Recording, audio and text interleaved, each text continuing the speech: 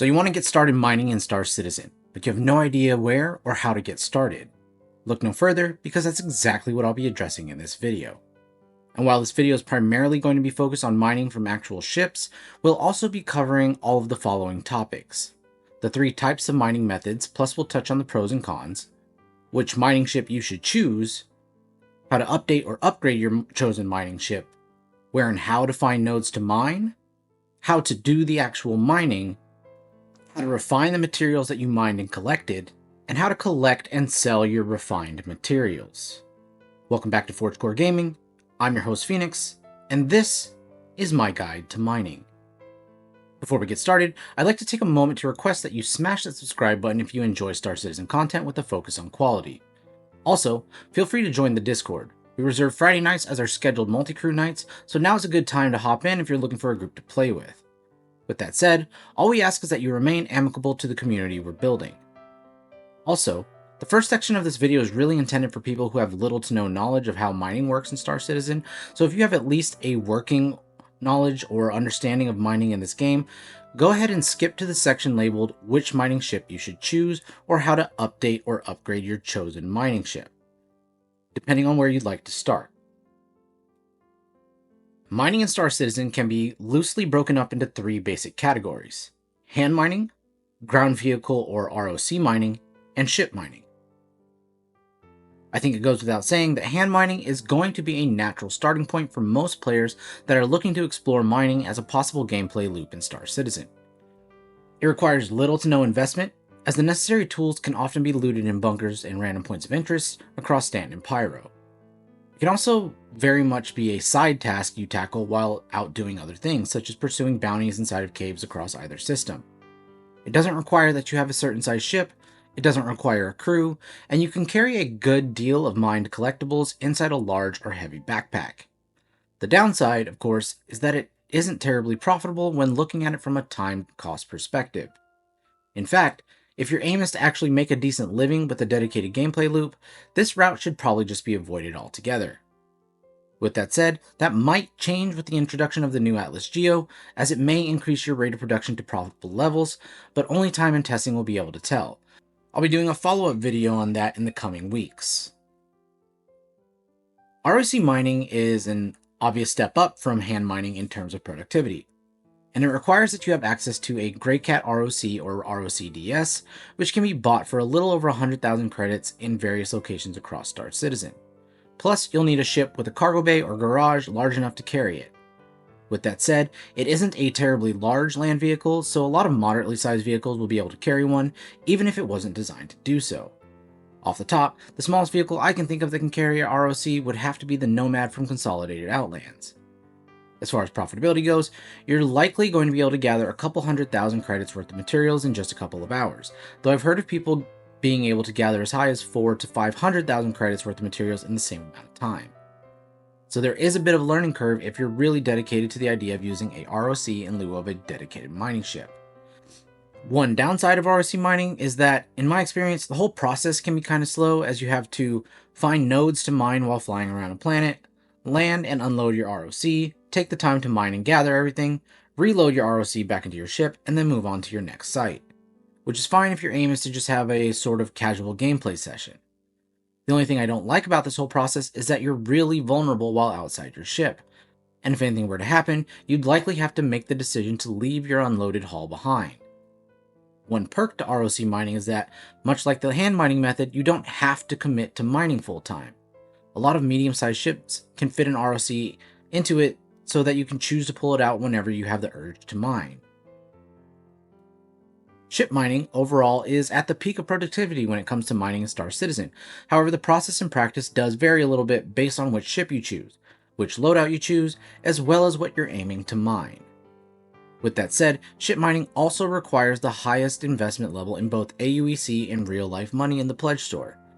Currently, we have 3 options for mining ships to choose from, with only one of them not being available for in-game purchase. From smallest to largest investment, we have the Drake Golem, which is a single-seater starter-class mining ship with little to no customization options. The Misk Prospector, a single-seater mining ship with a full interior and swappable mining heads and modules. And the Argo Mole, a 3 to 5 crew, medium-sized mining vessel that is currently the standard for high mining performance, offering a multitude of possible mining head and module loadouts that can be combined for a variety of buffs and effects.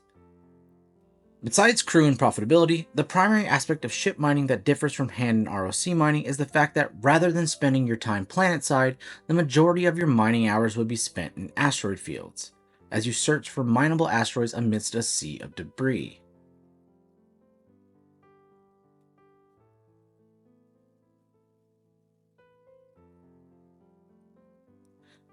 Obviously, I could take the easy route here and just tell you that since the Mole is the biggest, most expensive, and most capable mining ship currently in the game, that you should just invest in that. But that's lazy, and in some ways, really isn't the best course of action. I'll outline why in the following argument. What you aim to do with your mining ship and how you aim to do it are really the two key factors when choosing the ship to invest in. Allow me to explain. If you ever plan to mine solo, then there are reasons to discard the Mole as the recommended choice. Keep in mind, the Mole can be operated solo, and it does have more powerful mining heads than both the Prospector and Golem. But I've used the Mole as a solo miner, and to be frank, it can be a pain. Here's why. All the Mole mining heads are controlled at separate stations than where the pilot flies the ship. Depending on your mining head configuration, that could mean that you're running back and forth from the pilot seat to one of 3 mining operator seats so you can make small adjustments in pitch, yaw, or distance to an asteroid. Meanwhile, someone piloting something like a Prospector, though objectively less capable when it comes to mining larger asteroids, just does everything from one seat. Keep in mind, the Prospector and Golem, along with their weaker mining heads, also have smaller storage capacity for unrefined ores, meaning you'll have to take more trips back to a refinery to drop off a load to be processed so that you can continue mining. There's a silver lining here though, in that smaller loads of materials take less time in a refinery than the larger ones. So though you can get more material to a station faster in a Mole, you can get refined materials back in less time when working from a Golem or Prospector. With that said, my overall hourly production rate in the Mole was about 30% higher than in the Prospector. So if you prefer to min-max productivity, the Mole is objectively the best choice. But if you're looking for a more relaxing gameplay loop and never intend to bring a crew along, then in some ways I recommend the Prospector or Golem. On that note, if you have friends who play the game and are also interested in industrial gameplay, then the Mole is truly a solid investment, and it's one that only increases in value and performance as you add crew members. But remember, the Mole, as a medium ship, is pretty large, meaning you can't store it aboard other larger ships such as a Polaris. For many players, that isn't a consideration though, as you don't own a Polaris, but your friends might, so just keep that in mind. Personally, I enjoy packing up a Prospector and a Fortune into the back of my Polaris so that I immediately have access to multiple gameplay loops without the need to go back to stations or cities. You could, likewise, do the same with the Golem, as the Golem has an even smaller physical footprint than the Prospector. Additionally, the Golem will fit inside of the Hercules Starlifter series of ships from Crusader Industries. So if you don't own a Polaris, you can still get that industrial carrier gameplay feel. So now that you've landed on a ship you'd like to use, now it's time to go out mining. But first, you want to make sure that you have the best shot at cracking open high-value asteroids. And in order to do that, we're going to want to upgrade our mining heads. You can do this by visiting any space station that has a refinery. In Stanton, those are HURL-1 near Hurston at the Greenglade Station, and HURL-2, which is also known as Faithful Dream Station. Near Microtech, you have MIC-L1, Shallow Frontier Station, and MIC-L2, Long Forest Station. Near Crusader, you have Crew-L1, which is the Ambitious Dream Station. You also have the Magnus Gateway and the Stanton Gateway. And in Pyro, you have the Pyro Gateway, Obituary, Checkmate, and Ruin Station. Once at the station, you'll want to head to the refinery deck by taking the elevator and head towards this shop. Once you're inside, you'll need to go to the shop terminal. From here, you can purchase things like mining heads, mining modules, and mining gadgets. As you're perusing mining heads and modules, you may be wondering what each stat is actually referring to and what it does, so here's a simple explanation of each. Your range is how far a mining laser can reach, divided into categories: too close, optimal, too far, and out of range. This affects how much power from the laser actually gets to the rock. Laser instability is how stable the power output is. If your mining laser is unstable, the outflow of energy from your mining head into an asteroid will vary, which will make it more difficult to crack open. It will also be more difficult to hold energy levels in the safe zone. More on that a little bit later. Optimal charge rate is the rate at which the green zone charges, and you'll see what I'm talking about here in just a little bit. Optimal charge size is a measure of how easy it is to hold an asteroid charge inside of the quote-unquote green zone. Even with this bit of knowledge, it can be confusing building out your loadout with the desired end goal in mind, particularly if you're aiming to configure a mole with 3 mining heads and modules to work in unison. And for that, I recommend using this website, regolith.rocks.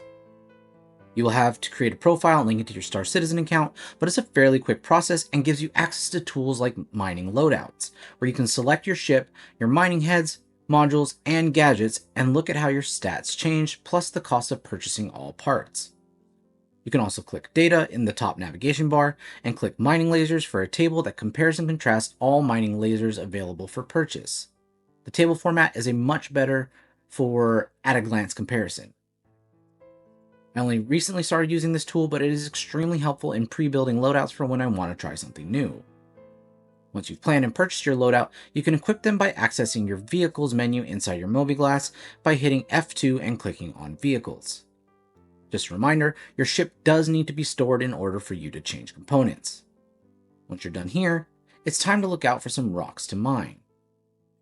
Just a disclaimer, I did not cover mining gadgets in this video, as when I went to use them, I could not get them to work. According to my sources, they are only functioning intermittently right now. However, I could not put together the information needed to provide any form of advice on them. The first step in finding out where you need to go is finding out what you want to mine. Once you know what you're looking for, head back over to regolith.rocks, click Dashboard, and then Data on the top menu. Click Ore Types by Location, and search across the top of the chart for the material you're searching for.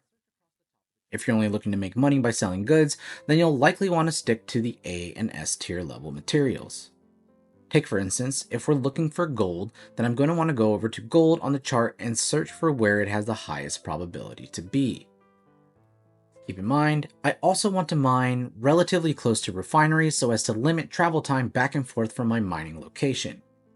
In this example, the yellow belt, with a 22% chance of gold, I know is fairly close to Cruel 1, which is home to the refinery on Ambitious Dream Station.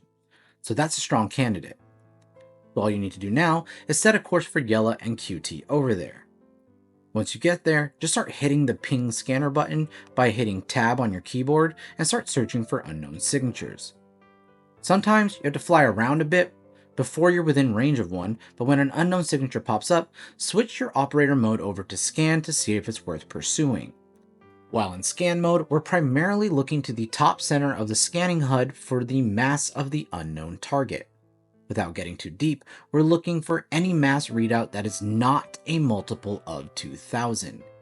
If the mass comes back as a multiple of 2000, then the unknown signature belongs to salvageable panels rather than mineable asteroids. Beyond that, technically speaking, you can start varying the level of focus on your scan to glean more information about the rock as you approach, but generally I just fly to them to identify what type of rock it is. Once you've found a mineable node and are within range, you can switch over to mining mode, which is the next operator mode. Your ship will automatically begin scanning the asteroid for its content breakdown, which, after a short period, will display on the right alongside other metrics such as the mass. If you're in either a solo mining ship or a mining seat on the mole, you will also get a readout of the difficulty of the rock in addition to resistance and stability. We've covered a lot of ground in this video so far, and luckily this is where things finally start to get fun. In order to actually begin the mining, we have to be in a mining seat, which is the pilot seat in both the Prospector and the Golem. We have to be in mining mode, and we have to be in fracture mode. Fracture mode is the default and is indicated by the left of the 2 icons present center high above the mining mode HUD, shown here. The alternate mode is extraction mode, but we'll talk about that here shortly.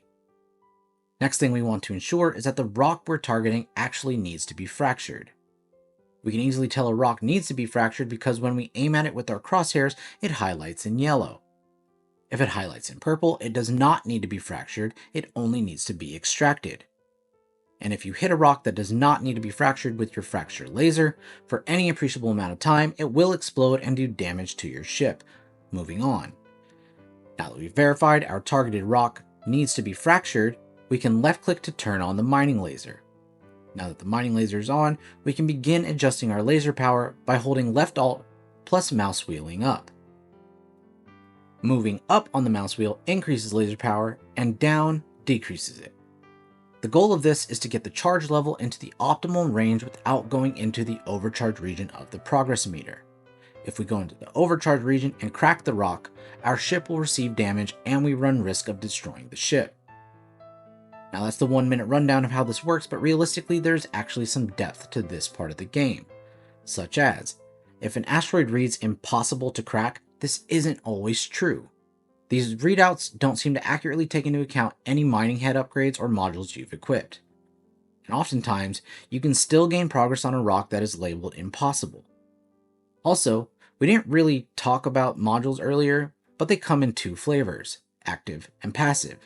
Depending on the mining head you choose, you can equip anywhere from 1 to 3 different modules, in basically any combination you want.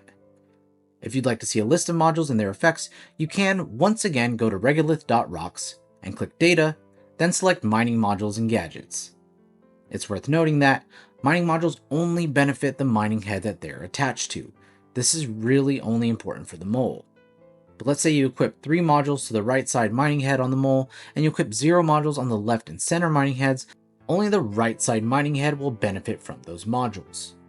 With that said, they definitely can provide a huge boost to your mining head's capability, and their benefits run the gamut, giving bonuses relating to laser power, resistance, instability, charge window, or even efficiency when extracting.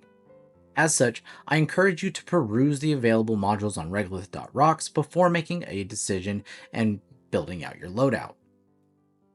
And get creative, let me know what you come up with. Anyways, back to mining. Sometimes, when trying to crack more difficult rocks, you'll need to rely on active modules that you have equipped to your mining head, i.e. Stampede, which you can activate by clicking either left alt plus 1, left alt plus 2, or left alt plus 3, depending on which module slot it's equipped to. Once activated, you get a temporary boost of stats, which you can take note of on the left-hand side of the mining mode HUD. It is worth noting that each module has a set number of uses before it quote-unquote breaks, but anytime you repair your ship, it refreshes the module's available uses. As a quick tip, sometimes active modules are necessary but give too much power and forces you into the overcharge range or close to it. You can combat this or counteract this by turning your laser off to let the meter drain and turn it back on to boost it back up. I was able to break several quote-unquote impossible level rocks using this method while running my mole solo. Now that you've got a decent idea on how to crack rocks, all there is to do is to collect our quarry. Switch over to extraction mode by pressing left alt plus left click and begin hovering your crosshairs over the node you'd like to collect. I always like to wait and see the composition of the rock fragment before I collect it, as I want to avoid collecting materials that I didn't really come out for. As such, if the composition of the rock in question is too low in my desired material, I just skip over it entirely. Once you've verified that you'd like to collect this rock, just hit your left click and an extraction beam will fire, pulling in small fragments of your targeted rock. You can watch and or monitor your mining bag capacity and how much of each ore you've collected simply by looking to the bottom right of your mining mode HUD. Once you're all filled up, it's time to head to a refinery so we can process our materials. Once you've arrived at one of those several stations with refinery capabilities, you'll want to request a hangar and store your ship. Then you'll head to the elevators where you can travel to the refinery deck, and you'll need to head to this room, just above the room where we purchased our mining head and module upgrades. We're going to skip the computers on the left, which is where you can sell unrefined materials, and instead head to the computers on the far wall. We're going to begin a new work order with our mining ship as the resource location under the material selection tab on the left hand side, and step 1 is to choose which of our ores we would like to refine. Important note here, if you choose not to refine some of the materials in your mining bag, those materials will be lost with no chance of recovery. So if you want to keep all of the materials in your mining bag, you have to refine them. Just understand that the more you refine, the more time it takes and the more money it costs. Step 2 is selecting our processing or refining method. Now, each of these processing methods comes with one, sometimes two of three compromises, those being speed, yield, and cost to refine. If you want high speed and low cost, you're going to sacrifice yield. If you want high yield and high speed, it's going to cost you a lot of credits. And if you want low cost and high yield, expect to wait a couple of days for your materials to be ready. Get the picture? Personally, I prefer the high yield and low cost as it doesn't really cost me anything to wait an extra day to collect my refined ores. Just keep in mind, if we're nearing a patch day, there is a chance that you lose everything when the patch comes through. You can compare and contrast processing methods by selecting them in the drop-down menu and then select Get Quote. Once you choose the method you prefer, just click Confirm and that's it, you're good to go. Now that we've done the hard work, it's time to collect our rewards. But this is Star Citizen and every patch brings with it new bugs. Under normal circumstances, you would head to the same terminal you used to create the processing work order, select the ship you'd like to load your materials to, and you'd be off to the races. However, at this time, doing that process has a high likelihood of your materials not actually showing up inside your ship. In order to overcome this, once you've had the terminal load your ship, you need to go to the ASOP terminal, retrieve your ship, go down to your hangar, store your ship, and be 100% sure you watch the full animation complete itself. Once it is fully stored, retrieve your ship once again and your refined materials will be there. Now if you go down to your hangar and your ship is missing, the hangar ASOP terminal will likely say claim, indicating that your ship has been lost along with your cargo, but don't panic. Go back up to the lobby ASOP terminal and check to see the ship status there. With this current round of bugs, it should say retrieve on the lobby ASOP terminal. If so, head back down to your hangar. This time it should say retrieve. Do so and go through the process of storing and unstoring it as outlined previously. Once you've finished, you can take your cargo to sell at a TDD terminal at the major cities. And that, in a nutshell, is how you get started with mining. If you enjoyed the video, I ask that you give us a like and subscribe.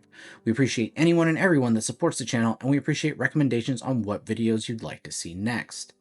Drop a comment and let me know what videos you'd like to see made. Just a reminder, if you're looking for an org to play with, I left the link in the description of the video. Feel free to drop an application and hop in the Discord to get to know us. As always, thank you all very much for watching, and I'll see you in the verse.